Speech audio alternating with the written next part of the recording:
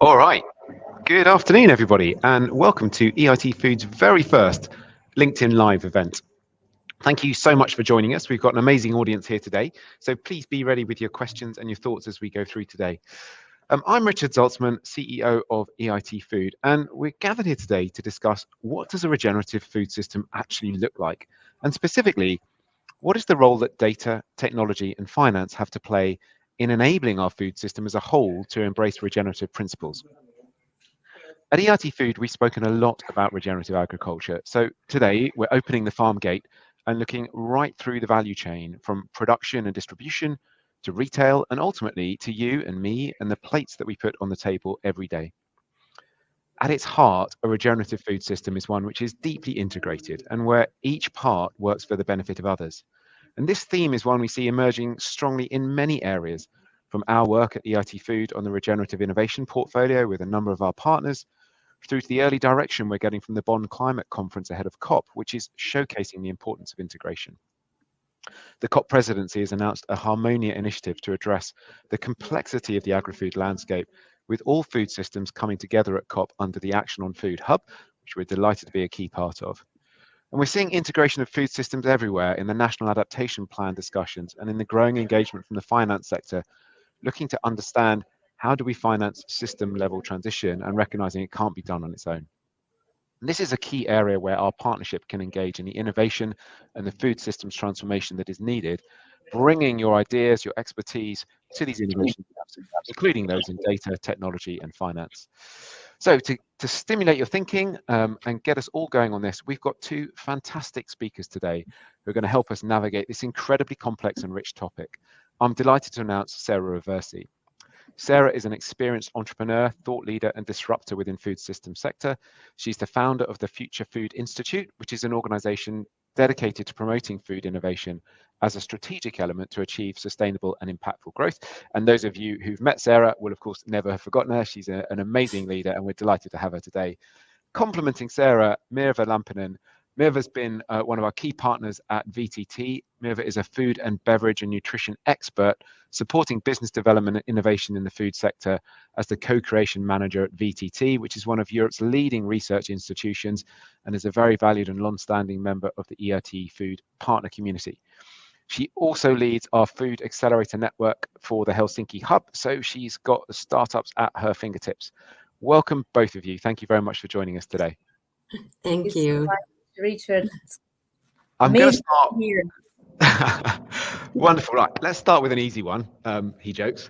What do regenerative food systems mean to you? Maybe Sara, just at the macro level, what is a regenerative food system? We have been speaking about the food revolution in the last decades a lot. And I think that regenerative food systems is the concept that is the most revolutionary. It's a revolutionary approach because basically it's combining all the things we need now to really see the big change and the radical shift we need to have at every level. And we know that food is the nexus that is combining the health of people and the health of the planet.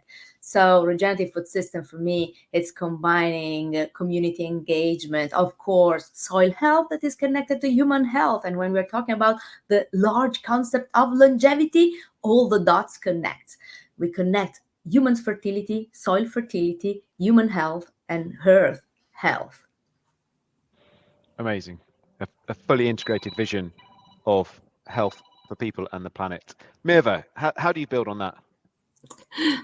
It's always nice to talk after Sara, but for me, this regenerative food system is more about the healthiness of the food system. How we can actually build up the system which is really supporting every angle, this super complex system what we are having. Because we cannot be breaking it into pieces and start from the beginning. We actually have to change it as it grows and as it evolves and as it comes new technologies, which we're actually going to be discussing today. I think that the most of the people are actually thinking about the regenerative agriculture. That is already quite familiar term for everybody. But this is just bringing that for the next level, which is super necessary, because there is no like a differentiation between the agriculture and the food industry, because those has to be together. Fantastic, thank you. Speaking of agriculture, actually, Mirva, and both of you can have a go at this, but farmers carry an awful lot today. As you say, we've been speaking about regenerative agriculture for a long time. As we start to think about regenerative food systems, what do you feel are the important things we need to be doing and changing to ensure that the burden of risk and change doesn't just fall on farmers within this concept of a regenerative food system? Maybe Mirva. Yes, there is a lot of pressure for the farmers, because they have got the big part of these climate claims on their shoulders. And this is something which is so wrong, because without the farmers, we don't have food. So we have to really respect the work what they are doing. And what we have seen, that a lot of the pressure is going for the farmers. It comes from the pricing, it comes from the whenever we are changing something, what we are actually farming, all the risk is just going for the farmers. So we actually have to have much more fairer food system, and how that is done, that is a big issue.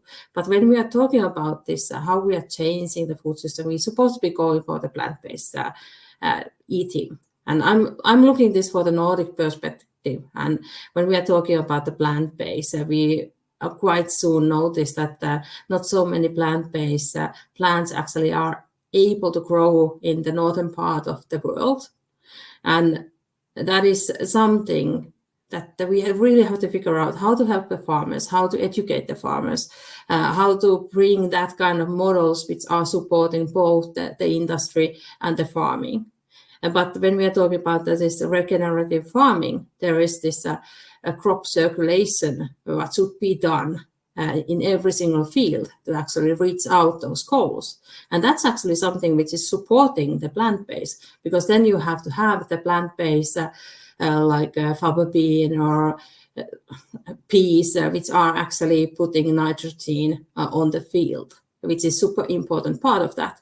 And when you're doing that, you're actually adding the amount what you are actually growing those crops which are high in the protein.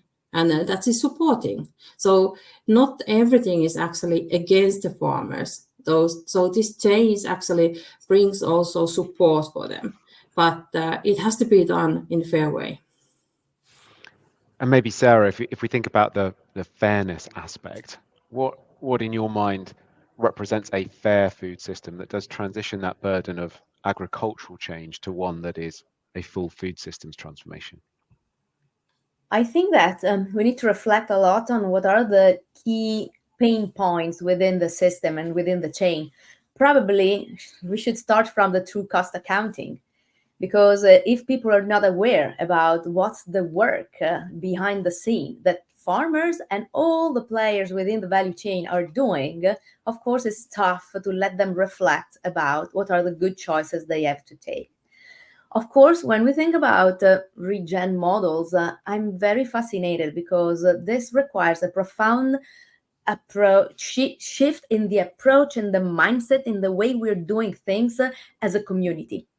And of course, we're talking about kind of a big DAO, because it's a distributed system that is also requiring a collaborative approach, but also risk sharing, responsibility sharing. And this is something in which we haven't reflected enough. And this, of course, requires efforts from all of us. Public sector, private sectors, the farmers, the big ones, the small ones, the schools, the markets, all of us. And of course, this is something that needs to be spread at every level. We just had the European elections, but we know how much we, citizens, we, private sector, we have to keep going, advocating, educating, connecting, because without that, we won't see the shift the three of us and the community following us, we want to see happening now, quickly, because it's needed. I'm going to stick with you actually, Sara. I mean, you mentioned effectively everybody in the food system has a part to play in this, from you and I and the choices we make. But when it comes to government and the importance of policy and regulation to drive the responsibility and support the risk sharing, what role do you feel government policy and regulation should play in supporting this transition to regenerative food systems? First of all, we are always focusing on the government at the higher level, national, European, but we haven't focused enough about what's the role of mayors at the local policymakers that are actually the one that at the end are managing the funding and can make things happen in the short period of time. Mayors in 5 years can change the life of their citizens in a very quick way, acting on rural development, local rural development plans, local urban plans, changing the school meal plans, facilitating the growth of a local market, many, many things.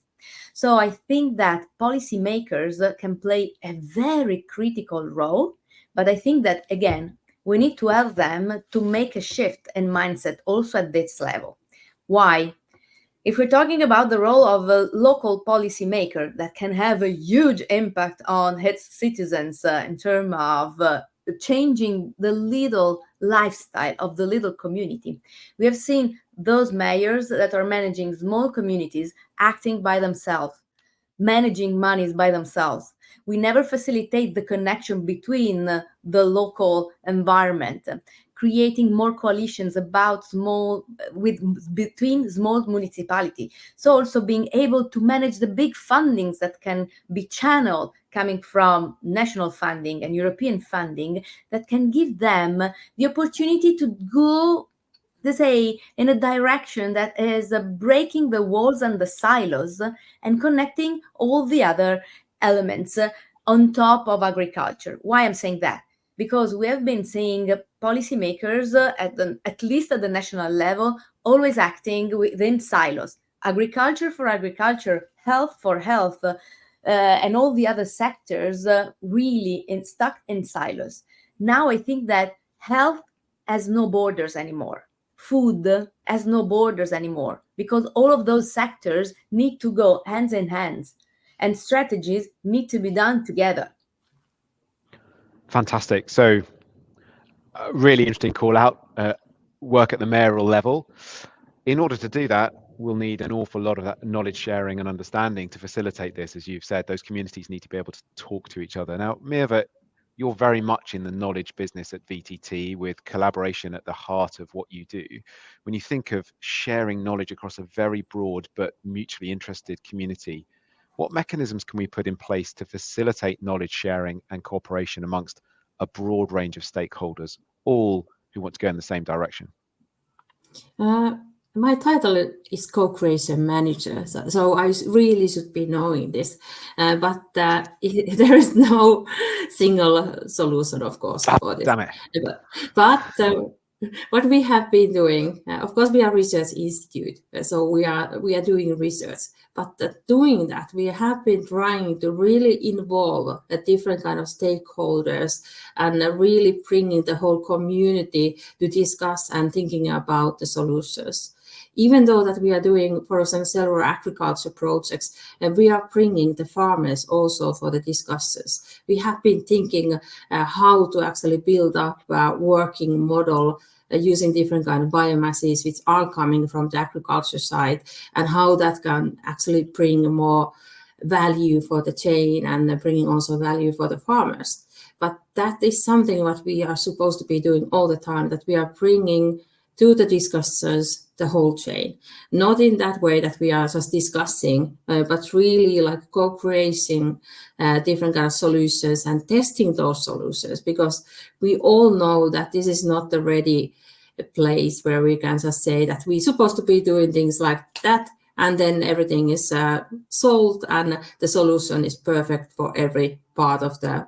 Just for Europe, we have such a different kind of reaches, a different kind of ways of working. And so we really have to think about what is the local solution, because this is not something that we can make a solution which is fitting for the whole global system, that, okay, we are just going to be doing this way and everything is solved.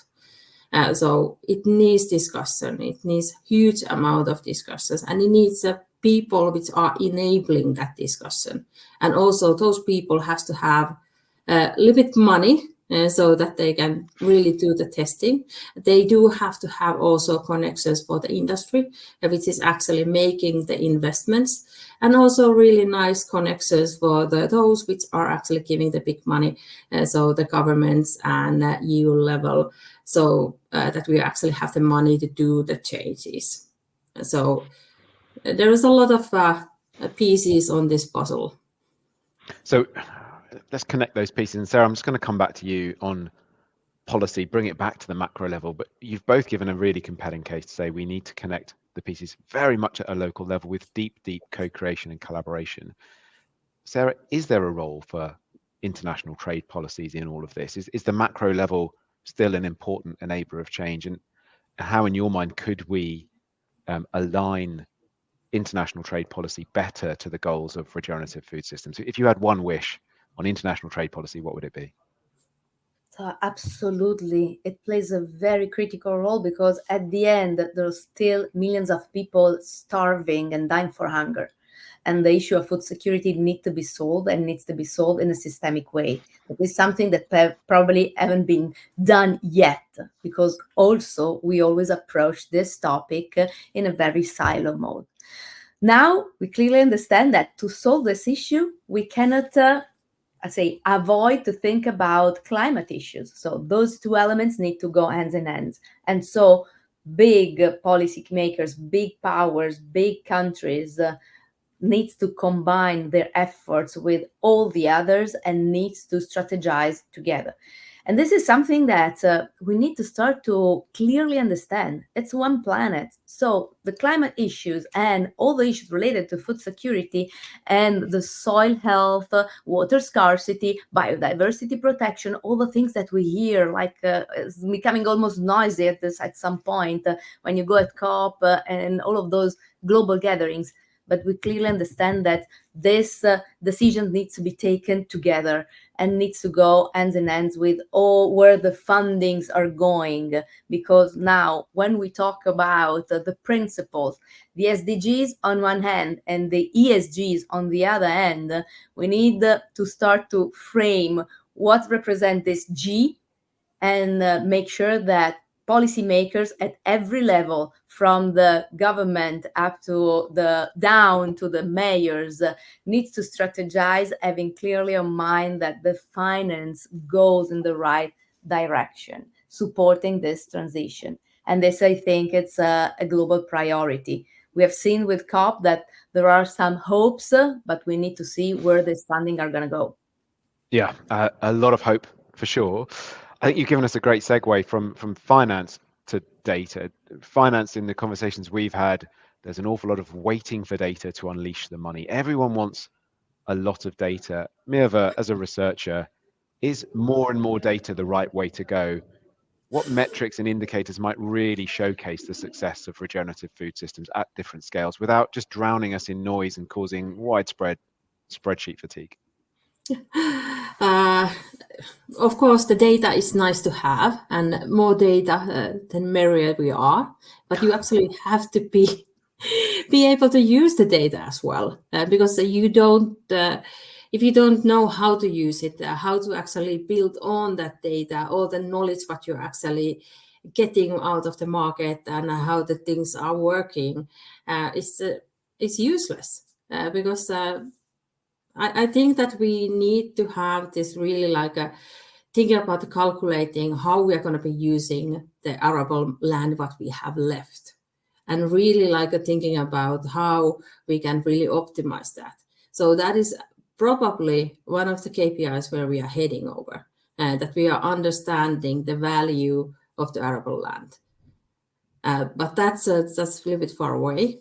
But right now we really are in need working technologies which are solving our problems, because not everything is solved in the land use way. We also need new technologies which are actually bringing food for the table in new way. And for that, the KPIs are, of course, the I work with the startups, and I have seen that the most of the technologies which are coming now are actually something that the startups are creating, and that knowledge is created before that at the universities or technical research centers like us. So that's one of the KPIs what I want to see, that how many startups we are going to be able to grow, how many startups are supported by the big corporates, because that symbiosis is actually super important, that we are spreading the know-how. It's not just in the agriculture, it's also in this how we are seeing how the big corporates, the food system is actually going to be changing. Because they also have to adapt and change the way how they are working and really getting know for new technologies and figuring out how actually they can create business out of that at the same time that they are supporting the SDGs. Fantastic. I bet some people were expecting you to talk about carbon or nitrogen use efficiency, and you've actually added a KPI, which is how many startups do we support in this sector to be a key part of the transition, a really different angle on that, Mirva. Thank you. Look, we have to talk about carbon. Everybody wants a slice of the carbon cake at the moment, especially when it comes to the finance sector. And without wanting to open a huge debate on this, I can sort of feel the audience probably getting a bit prickly. Sarah, how can we support farmers to produce reliable data that can be used in certification and the sale of soil stored carbon, particularly when it comes to the concerns over this at the moment around phantom credits and the credibility of carbon as a process? So I think that education, and making many different opportunities of touch point to spread knowledge at every level, also inside our universities, because still within the major university, regenerative farming and the topic of what are the tons of opportunities we can see ahead if we start to focus on the soil health and all the potentials we can find around soil, of course, also touching the financial model behind the carbon credits, is something that is not studied enough. It's not spread enough. So I strongly believe that if we want to accelerate and see the change, we need also to strengthen the part that is focusing on training the entire ecosystems. And what's the role of leadership? Empowering the leaders, giving the tools to leaders. And thank you, Mirva, for touching the point about the connection of data with who's going to use this data, how those data are going to be used. Because at the end, now we have tons of technologies, of course, never enough. Lots of science. We need science. We need to rely on science. But at the end, I think we're lacking of leaders. We are lacking of leaders that are taking brave decisions and that can really accelerate the shift. So I think that empowering people, also human development, needs to be one of our focuses, because at the end, we have technology, we have science, we have finance. Now we need to empower people to be brave and to make this shift happen. So we had a little conversation about data. Sarah, you've spoken about human development, and Mirva, you've spoken about knowledge dissemination and transfer. I hope some of the finance institutions on the call are taking some of this away, because that's a very, very different angle to the underlying success factors of this transition to measuring soil carbon and creating carbon credits. And I'm delighted we went down that road. Mirva, we're going to come back to you on technology. VTT, it's in the name. Much of what you're doing at VTT is right at the forefront of technology. Where do you see the future technological innovations advancing this transition to regenerative food systems? What are the hot topics that you're seeing at VTT that you think have real potential? Of course, the cellular agriculture, precision fermentation, that is our key topics, what we are working on. But why we are so strongly believing that is the future, at least a part of the future of our food production, is that those technologies actually can be used that way, that we are using these underused biomasses, what are coming, for example, forest industry, which are coming from the agriculture side streams. There is a lot of unused side streams on that, which is left for the fields, just for the rotten, which can be used for the energy for this cellular agriculture. And then there is all the side streams what are actually happening right now from the food industry. And most of them are right now, they are used, but are they actually used in the right way? So there is a potential that we are able to create food from something which is super underused right now. And not that way that we are going to be growing much more sugar on the field and then feed that for those bacteria which are then having these ingredients coming out of there. That is not necessarily the wisest thing to do. But there is this underused resources which can be opened up with this technology. And I see that there is a huge opportunity. So brand new technologies like cellular ag, and then reusing what we've got, turning waste into something useful. Lots of opportunities to create new value within that value chain. When it comes to farmers, and I know farmers are not necessarily your direct customers, and this is open to both of you, but when it comes to farmers, what makes the difference to improve adoption of new technology when it's available to farmers? When you look at the successes you've had at VTT, in particular ones that land in a field, what was the secret of the ones that were successful versus the ones that were not? When we think about the farmers, as I said previously, we cannot like a deep touch them from the rest of the systems. They are not just producing something what they want. They have to be producing something what is wanted. And I think that's the part of the problem that they are sort of producing now where they're actually getting the best price. And that's really understandable because that's the way how the human being is working. But what we should be thinking about, where we are actually putting all those effort, what crops we supposed to be actually growing over there. And then when we actually have this rotation in order, then we have to think about how they are actually getting the best price out of that. And that is sort of like the innovations are not out of the link for the farmers, but it's not always that obvious one. So when we are creating something totally new, it actually have an effect for the farmers. They actually are capable then growing something what they're actually getting much more better price, and then that is beneficial for them. And that's also beneficial for the planet because then we are changing for the plant-based more when we are having innovation, for example, that we are actually going to be having that kind of plant-based food what the consumers are then willing to buy and actually use. So this is like a linkage all over, but there is no like a direct line over there. And go on, Sarah. If I can add something on top of what Mirva was saying that is critical. So now we're talking about something that requires a profound shift in the mindset and in the lifestyle of these farmers. You cannot be regenerative just for the piece that you like. It's a systemic approach to how you're living, how you're managing your farm, how you're interacting with all the stakeholders that are around you, all the stakeholders that are around you. It's a system. In all the ecosystems of regen farmers in which we are working, we see that there's not one regen farmer. It's a community that's grown around the regenerative approach, the regenerative practices that are touching and creating kind of a regenerative wave. This is also the reason why when we measure the impact, or we try to measure the impact, we try to measure the transformative impact of these communities, measuring how deep is the transformation, how is spread, and how is going to be persistent within the time. And this is absolutely something that requires a profound mindset shift in everything.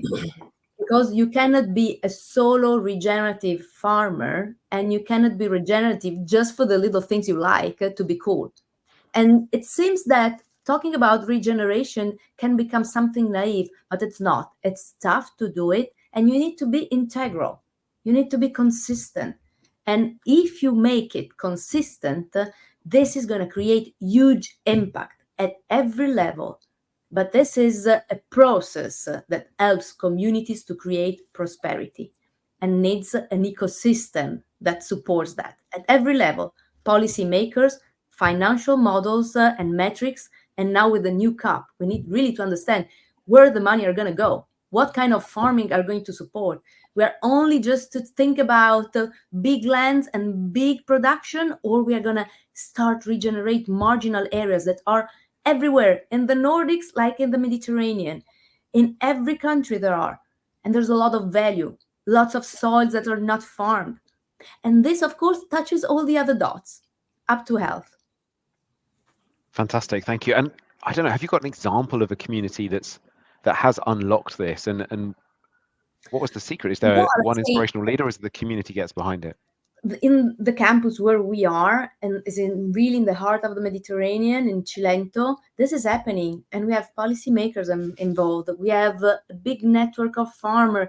Just few of them started, but now there is a cooperative with a cooperative that started 2 years ago, a local market that is advocating to deliver this kind of food to the local school. There are another cooperative with 480 other farmers. We are working all together. Each of us is playing a little piece of its work. But we also started embedding EIT Food, because it's exactly the place where we run the test farms of EIT Food in Italy, as well as the EWA project of EIT Food, as well as the Journalism Award, is all connecting many other dots, because this is something that we are trying to spread at every level. Where EIT system is absolutely critical on that, and is exactly the place where EIT Food is running trainings for regen farming. In Italy is one of the 2 hotspots for regen farming. But over there, they're practicing regen farming since 3,000 years. And if you count the number of biodiversities that you find there, it's all that they're 1/3 of the biodiversities of the entire Mediterranean area. And so you connect the dots, and you discover that is also the place famous for centenarian people. That connect the dots, the health of the soil, the health of the community, the health of humans, the health of the natural environment, the number of biodiversity, and you have the algorithm of health, the algorithm of longevity. And behind that, you discover that there were people practicing regenerative models since 3,000 years. So probably I learned that too late, because I discovered that too late. But probably going back to the roots, we can learn something that we absolutely need to start to see how we can adapt in our modern world, because this is creating prosperity and health at the end. Fantastic. Look, we've got a couple of minutes, maybe one last point each on finance. So Sara, you've just spoken about prosperity there, and really eloquently about that at a local level. Do you see economic models or incentives that can support and accelerate that 3,000-year process that's been going on in a small part of Italy? What economic models or incentives could we use to accelerate a regenerative food system transformation more broadly that keeps farmers profitable? I see it, but I also see that also big industries will have to face a big transformation, because centralized and hyper-centralized system probably won't work in this model anymore. They need to transform themselves, becoming big ecosystem players, ecosystem facilitator, with more distributed solutions. That, of course, requires a lot of effort in creating the system, in making the model work. Of course, we have been running fast, producing more with less, creating efficiency. But probably with this model, we have been cutting very important pieces that guarantee the health of our society: mental health, physical health, and environmental health. So I think that this is something that we can face all together, working all together, also with the big ones, playing a critical role within the model and within the system. Fantastic. Thank you. And Mirva, I'm going to ask you to close us out, really building on that. Is it possible to scale regenerative agriculture and be sustainable at the same time? Can we do these 2 things together, be sustainable and scale? I truly believe that is possible, because while we are sort of like exploring how to change the system, we are same time exploring how to keep it sustainable. So I think we shouldn't be making innovations which are unsustainable. So every time when we are doing something new, we try to keep up also that we are calculating all the time that is this actually sustainable? Is this something that is more sustainable that the system what we are actually having right now? Of course, when we are doing research, it's still in the phase of that little bit unknown. But this is something that I hope that we are all keeping in back of our mind. When we are creating something new, it has to be always something which is sustainable, something which is much more better what we are having right now. And that is also when we are talking about the nature values, that we are really keeping up the biodiversity in back of our mind as well, not just looking for the carbon calculations what we were discussing earlier. Fantastic. Thank you. Thank you both so much. We're getting some questions coming in from the audience now. So I'm going to start with an open one, actually, for fingers on buzzers from Maurizio of Affidia. Look, people, we love to eat meat and cheese. So how can we educate people and communities in such a way that they change their behavior and we start to see a reduction in the consumption of animal-derived food? That is a tough one. I'm actually, background of mine is a nutritionist, and I know how hard for the people is actually change their diet. So the food is such an emotional thing that, and we like to eat those things what we are familiar with. So this is something what I have seen that the best way of changing the diet is actually the public eating, what is super common here in Finland. So many of the lunches, the school lunches are free, and there we actually change more and more for the plant-based, and then the people are getting used to that, and that is changing the diet. But adding more and more information and or making them feeling guilty is something that is not working. That is not definitely the way to go. Sarah, did you have anything to add? Yeah, I point on education, and making sure that we are focusing also on preserving living heritages. If I'm thinking about Mediterranean diet, that is not a diet prescribed by a dietitian, but is a cultural framework. You clearly see that the living heritage is teaching you not to consume lots of meat, but just in some very important moment of your life. And then it's teaching you not to waste food. It's teaching you tons of practices that are applicable to our lifestyle.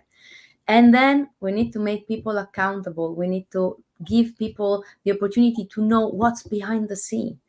And as soon as we make people accountable and acknowledged, I trust in people consciousness, and ecological consciousness is raising. I think there's a question that I'm going to direct to you off the back of that, Sarah. So this is from Thomas at Stealth Startup. He's asked, as we strive to transition our agricultural system to a more regenerative and sustainable model, do you see a vital role that soil data can play in informing the true cost calculations and shaping effective policy? And I think leading to consumer trust and change of behavior. Yes, absolutely yes. I love one of our leading farmers in our coalition of farmers, Edmondo. One day, someone from a very big corporation asked him, "What are you farming?" He said, "I'm growing my soil. I don't tell you what I'm growing this year. I make sure that my soil is the best one, because if my soil is the best one and I care about the health of the soil, whatever I'm going to grow is going to be amazing, and it's going to play a very important role for the balance of the entire ecosystem."